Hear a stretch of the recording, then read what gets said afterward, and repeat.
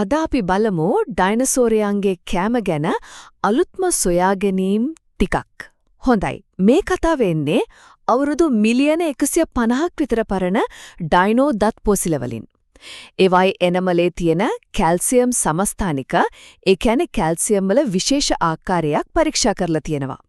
ඉතින් මේකෙන් පරණ කතාවක් ඔය ශාකභක්ෂකයෝ උසානුව කෑම තෝරගත්ත කියන එක දැන් ප්‍රශ්න කරනවා. එවෙනුවට යාලා කෑමේ පෝෂණය ස්වභාවය බලලා වගේ තෝරගෙන තියෙන්නේ. හරි. පළවෙනි කාරණේ තමයි උසට වඩා එයාලට වැදගත් වෙලා තියෙන්නේ කෑමේ වර්ගය.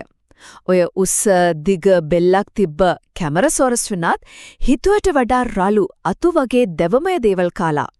හැබැයි ඊට වඩා පොඩි කැම්ප්ටොසොරස් එහෙම කාලා තියෙන්නේ මෘදු කොළ ඩලු වගේ ඒවා. ඉතින් මේ විවිධ කෑම නිසා එකම තැන ප්‍රශ්නයක් නැතුව ඉන්න පුළුල් වෙලා තියෙනව නේද? දෙවැනි එක මාංශ භක්ෂකයෝ ගැන තොරතුරු ලැබිලා. කිඹුලෙක් වගේ හිටපු යුට්‍රටෝරියානෝසූකස් නම් ගොඩක්ම කාලා තියෙන මාළු. අනිත් කෙනා ඇලසොරස් එයා වෙන ඩයිනෝලා කාලා තියෙනවා. ඒ ටීරෙක්ස් වගේ ඇටකටු කුඩු කර කර කාලා නෑ වගේ. අන්තිමට තුන්වෙනි කාරණය. මේ අලුත් ක්‍රමය කැල්සියම් සමස්ථානික බලන එක හරිම සාර්ථකයි කියලා ඔප්පු වෙලා. මොකද අවුරුදු මිලියන ගාණක් පරණ දත්වල වුණත් කෑම ගැන රසායනික සාක්ෂි තාම තියෙනවා.